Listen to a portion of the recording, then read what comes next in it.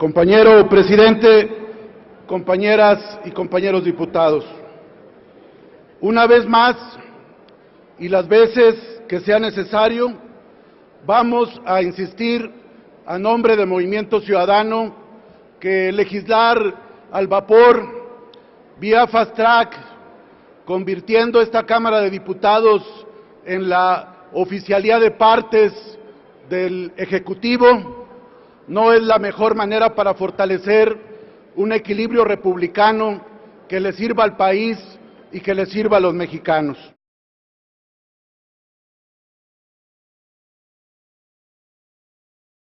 Vemos también una gran incongruencia en el Partido Verde Ecologista al permitir que se aprobaran las cuotas escolares.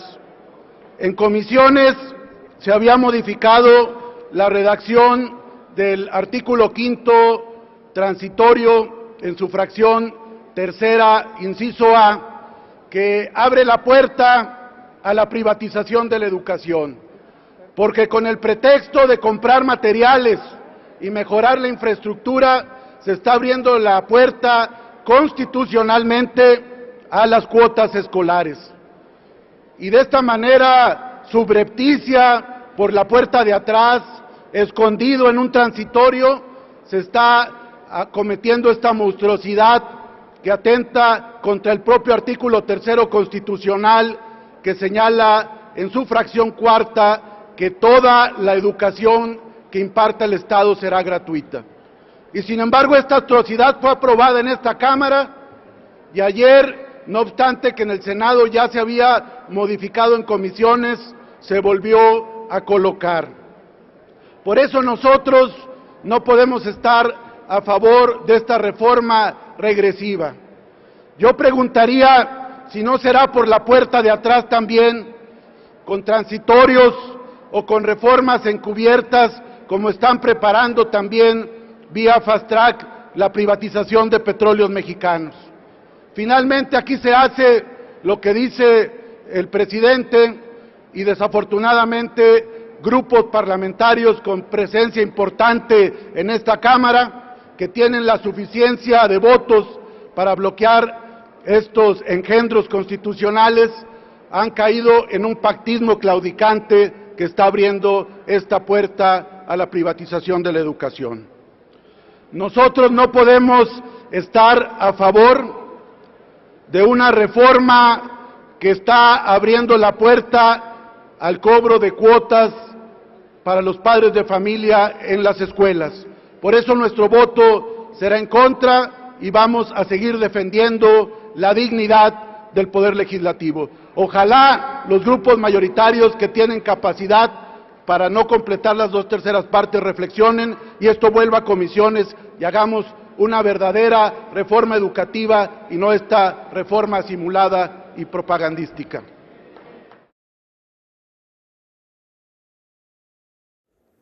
Gracias, presidente. Lo que se aprobó en este recinto hace unos meses y regresa como minuta del Senado de la República no es más que un texto que persigue obstaculizar claramente el proyecto ciudadano de someter a consulta temas fundamentales de la nación. Esta no es una ley de consulta popular, es una ley de simulación popular. Lo único que tiene de consulta popular es el nombre.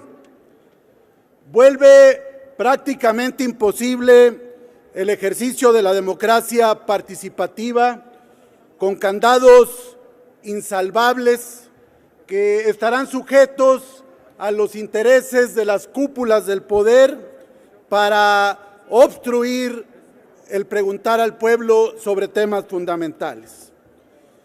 ¿O suponen que podemos esperar de un órgano tan conservador como la Suprema Corte de Justicia de la Nación que permita el ejercicio libre de la democracia? La Suprema Corte de Justicia es el poder más conservador del país y sus sentencias así lo han confirmado. Con tal cúmulo de requisitos candados y obstrucciones es una mera ley retórica, un engaño legislativo para los elogios mutuos, para hablar de que se abren vías para escuchar al pueblo, cuando en realidad se cancelan los canales del diálogo. Es una verdadera simulación. Por eso nosotros no caemos en este garlito, en este engaño legislativo. Si hubiera voluntad para preguntarle al pueblo, se le hubiera preguntado antes de la aprobación de reformas lesivas y dañinas. No se le consultó a los maestros ni a los padres de familia en el tema educativo. No se les preguntó a la ciudadanía sus preocupaciones sobre el tema financiero y se aprobó cárcel a deudores. Mucho menos se le preguntó sobre el endeudamiento público, el déficit fiscal, los gasolinazos o la reforma energética. Tampoco a los pequeños comerciantes sobre el nuevo régimen de incorporación. Por esas razones, nosotros no avalamos esta ley que obstruye la participación ciudadana y no creemos en palabras huecas que no reflejan la realidad.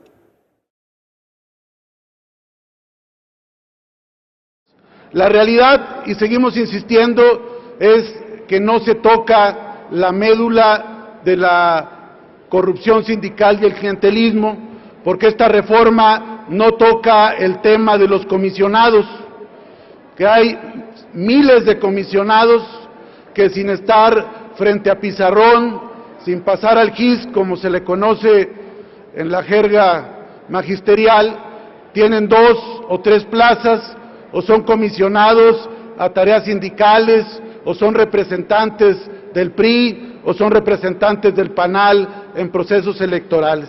Es decir, es la misma gata, nada más que revolcada, y lo que estamos viendo es que esta reforma simple y sencillamente está abocándose a un efecto mercadotécnico. Por eso nosotros vamos a estar en contra, nosotros creemos que hay que ir a fondo y nosotros vamos a pugnar por una auténtica reforma educativa. Esta reforma educativa no está quitando los privilegios, no está transformando la calidad de la educación y no está modificando los contenidos. Nos parece, insisto, una reforma mediocre y yo quiero felicitar a los 39 diputados que votamos en contra de la reforma en lo general. Creo que estamos creciendo, cada vez somos más, no hay unanimidades como aquí se pidieron y vamos a seguir dando la batalla por otros temas que se plantean, como el tema de las cuotas escolares que se están constitucionalizando y que constituyen además una tomadura de pelo de parte del Partido Verde, que hizo campaña diciendo no a las cuotas escolares, y ya lo discutiremos en el artículo 5º transitorio, fracción tercera, inciso A, donde se está abriendo la puerta a las cuotas escolares, violando la fracción cuarta del tercero, que habla que toda educación que imparte el Estado deberá ser gratuita. Por lo anterior, nuestro voto en esta enmienda que se está planteando será en contra.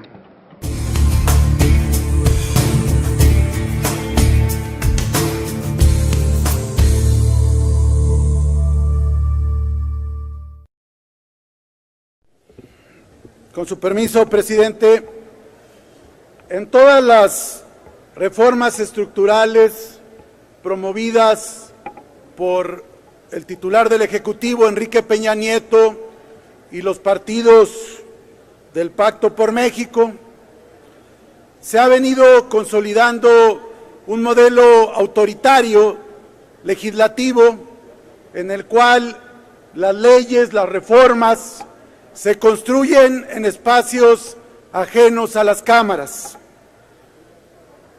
Ha habido un autoritarismo parlamentario y ha habido una postración y un sometimiento vergonzante de los grupos mayoritarios al Ejecutivo del país. Y lo tenemos muy claro, porque quien llega a la presidencia de la República por el poder televisivo jamás va a hacer nada para afectar sus intereses. Solo desde la ingenuidad o la complicidad, se podía haber pensado que el propio titular del Ejecutivo, que le debe la presidencia a Televisa, iba a acotar el poder económico y político de este grupo empresarial.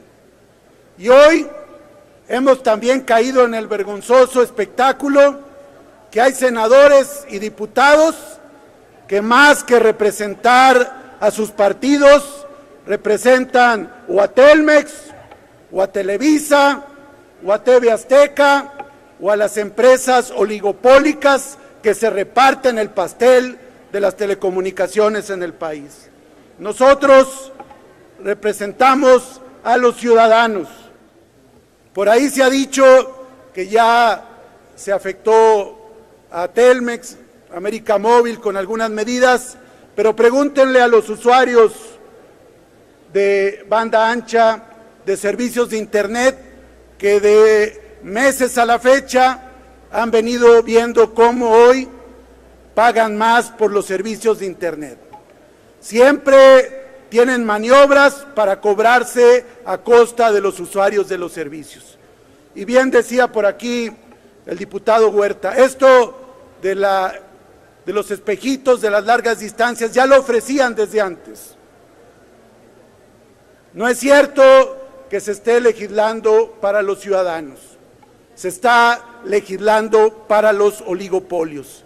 Y por esa razón, compañeras diputadas, compañeros diputados, nosotros vamos a votar en contra de esta reforma para los poderes fácticos y en contra de los ciudadanos. Y vamos a votar también porque no podemos permitir que se legisle desde Los Pinos con este gran desaseo parlamentario. Es cuanto. Gracias.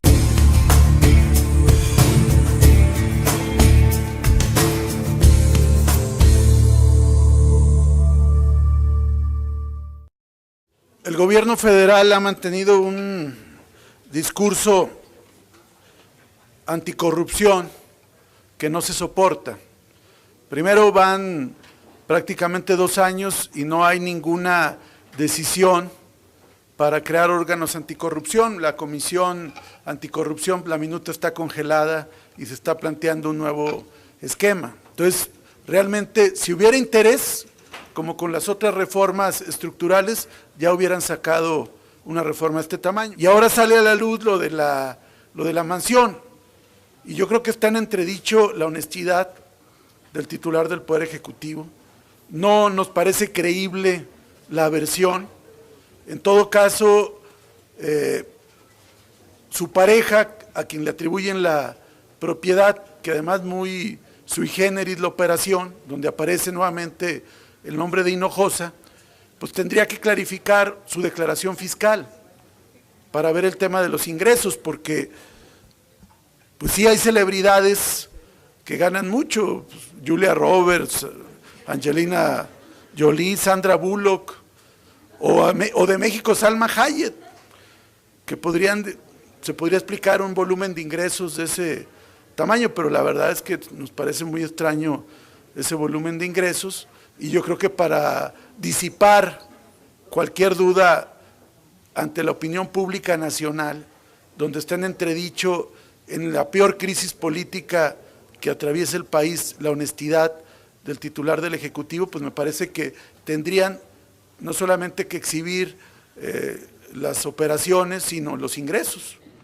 Podríamos hablar que habrá menos Pemex y más Chevron, menos Pemex y más Exxon, más Shell, más Halliburton, más empresas transnacionales controlando y explotando nuestros recursos energéticos.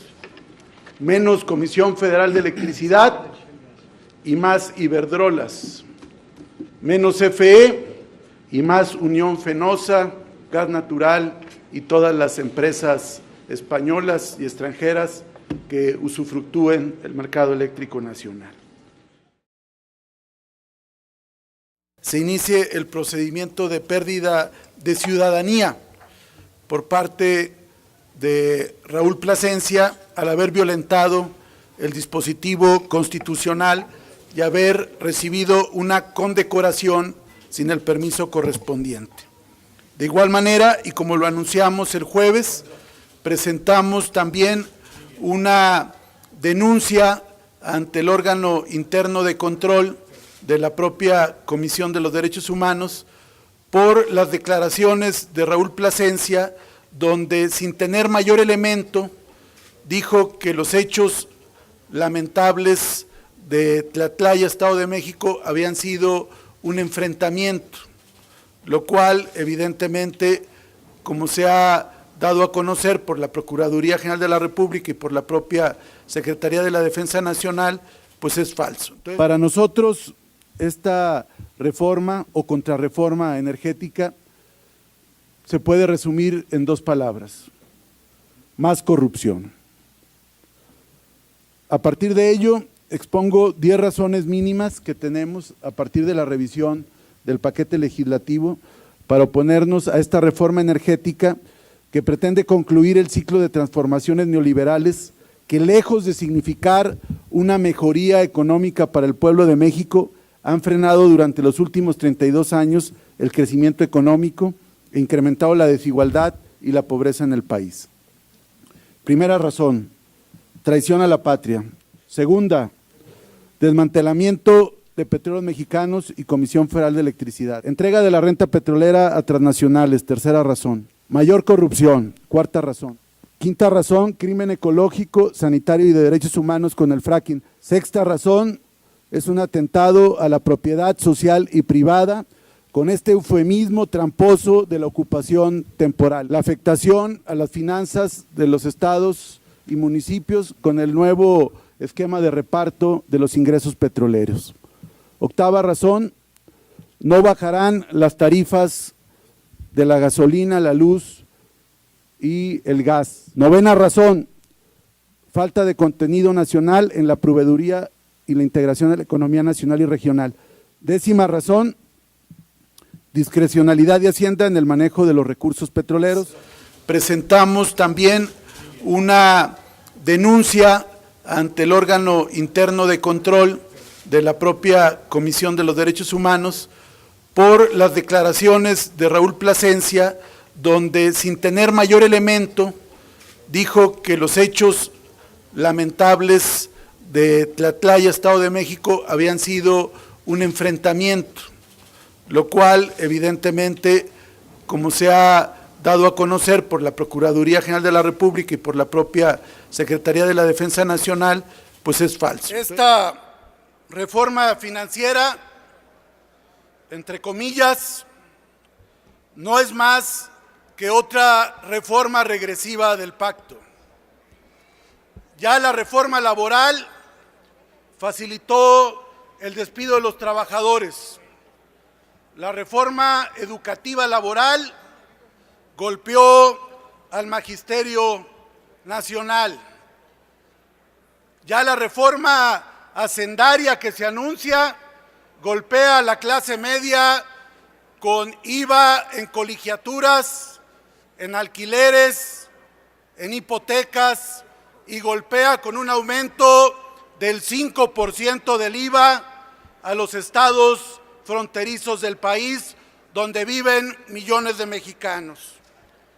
Hoy, esta reforma, que hay mucho interés de los bancos, y por eso aquí en el corralito hay cabilderos de los grupos financieros extranjeros que dominan la banca en el país, porque están deseosos de que se apruebe esta reforma regresiva.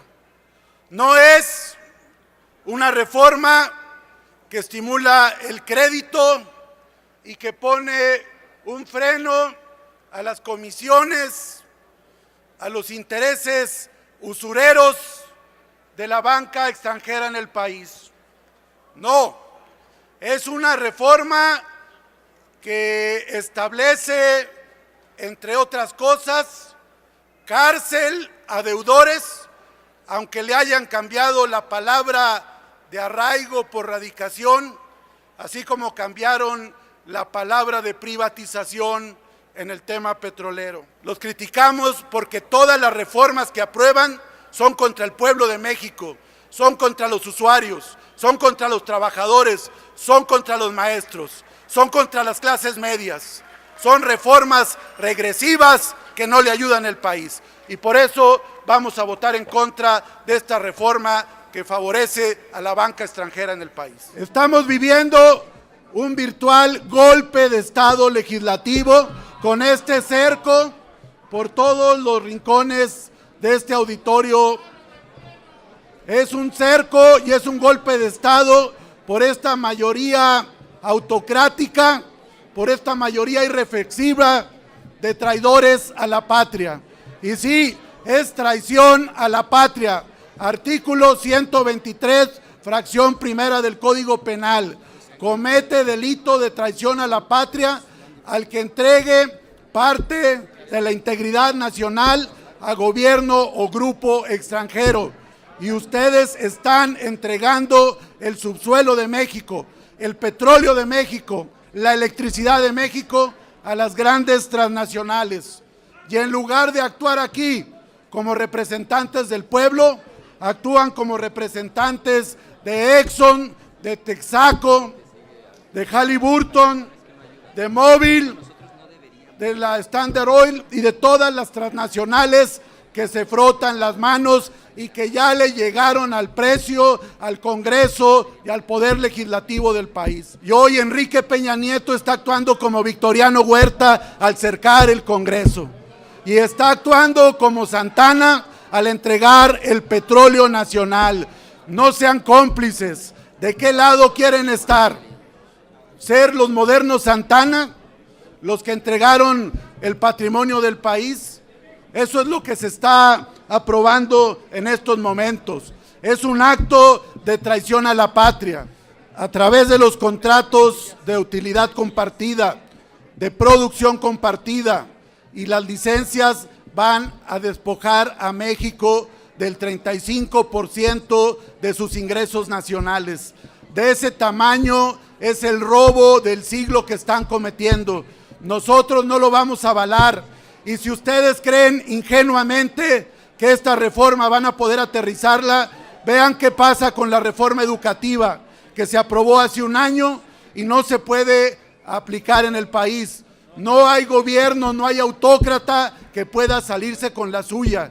Tarde o temprano lo alcanza el juicio de la historia. La respuesta y el manejo que se le ha dado a la actual crisis con relación a la desaparición forzada de 43 estudiantes normalistas de Ayotzinapa, ocurrida entre el 26 y el 27 de septiembre en el municipio de Iguala, así como la ejecución extrajudicial de 22 personas en Tlatlaya, Estado de México, ponen al descubierto la ausencia de protocolos y acciones del Estado mexicano ante las graves violaciones a los derechos humanos, poniendo de manifiesto la gran descomposición del sistema político mexicano. El motivo de lucha de familiares y alumnos sigue existiendo. Una desaparición forzada que no es responsabilidad sino del propio Estado, que ha atentado por años en contra de las normales rurales y su cuerpo estudiantil. No podemos desvincular estos hechos que van ligados a la criminalidad desatada y a la narcopolítica con la polarización social que actualmente se vive en el país, donde la amplia mayoría sufre las consecuencias de la pobreza, el desempleo y la discriminación. Señoras y señores legisladores, de estos hechos y otros más que son parte ya del paisaje cotidiano nacional, podemos afirmar que nuestro país se encuentra actualmente en una crisis humanitaria. Ayotzinapa es además una omisión viva de lo que hizo el ejército, que en el menor de los casos negaron auxilio a mexicanos siendo atacados por agentes en el momento desconocidos y en el peor pudieron haber participado en los hechos. México, de no corregir estos hechos, de no castigar ejemplarmente a los responsables, sean de nivel municipal, sean de nivel estatal o sean de nivel federal, se constituirá en un Estado fallido y en un Estado ausente del respeto a los derechos humanos. Vivos los llevaron, vivos los queremos. Es cuanto, presidente.